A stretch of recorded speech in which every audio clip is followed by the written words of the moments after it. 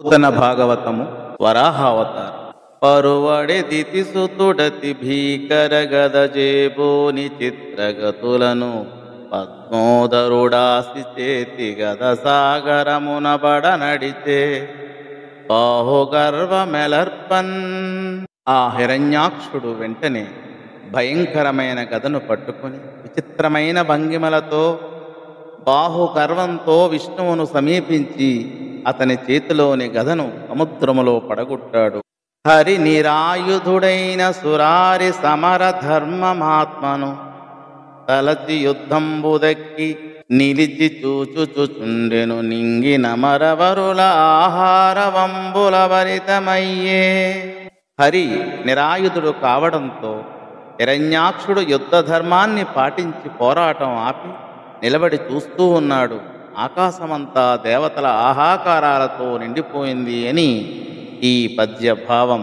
సరసిజ నేత్రుడు ధనుజేశ్వరు సంగర ధర్మమునకు సమధిక శౌర్యస్ఫురణకు తన చిత్తంబున ఘరమాశ్చర్యంబునుంది కడ కదలెత్పన్.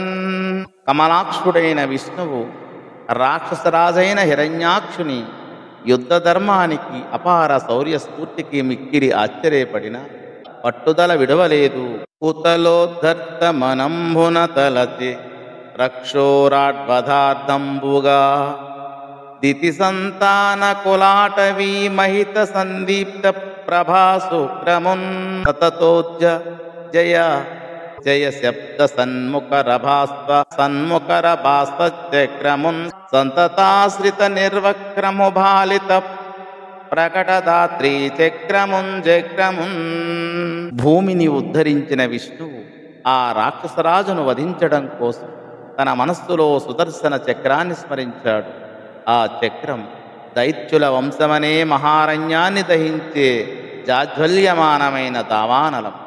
ఎల్లప్పుడూ జయ జయ శబ్దాలతో ప్రతిధ్వనించే చక్రం కలది.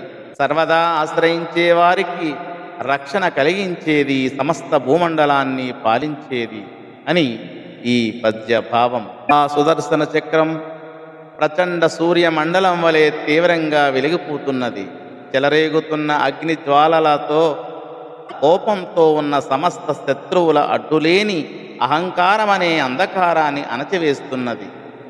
సహింపరాని రివ్వు రివ్వుమనే ధ్వనులతో సాగర ఘోషను చులకన చేస్తున్నది. అది సమస్త దేవతల చేత పొగడబడుతూ అనంత కాంతులతో విరాజిల్లుతూ తన కాంతులతో బ్రహ్మాండాన్ని నింపుతూ వేగంగా వచ్చి విష్ణువు కుడి చేతిని అలంకరించింది. రాక్షస వైరి అయిన విష్ణువు ఆ చక్రాన్ని ధరించి ఆకాశం నుండి దేవతలు జయ జయ ధ్వానాలు చేస్తుండగా హిరణ్యాక్షునికి ఎదురుగా నడిచాడు అని ఈ పద్య భావం. ధన్యవాదములు.